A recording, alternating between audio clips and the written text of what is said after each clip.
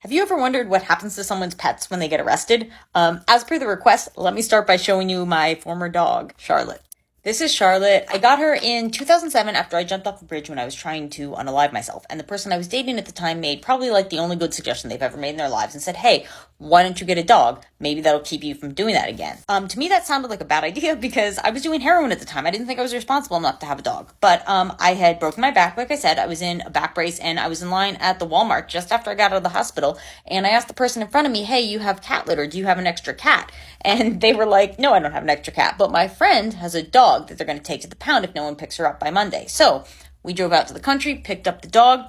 It was Charlotte. At that point, she was really skittish and skinny, and she'd been living with 4 other dogs who were bullying her and stealing her food. And I brought her home, and she was in bad shape, and I was in bad shape. And we helped each other. She started eating more and got less skittish, and she followed me to class everywhere. I brought her everywhere with me. She would sit next to me in the next chair like a little person.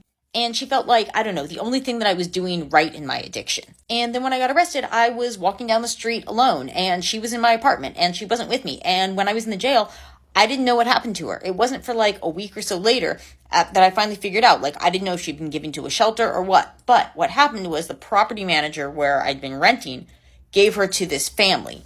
And they were this rich family in a nice part of town, and they could give her a better life than I ever could have.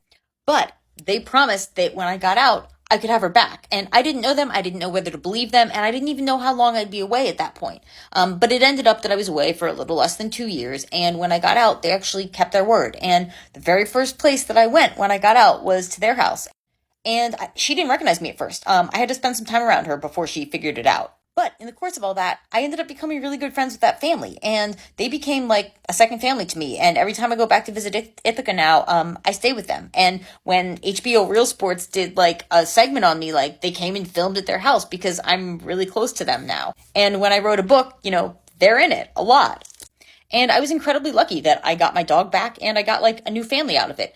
She's passed now, and this is the last picture that I took of her. But in terms of my initial question as to what I said about what happens to pets when you get arrested, if you don't have a friend to take them in, or if you don't have someone there to happen to pick them up, like they're probably going to go to the pound or something.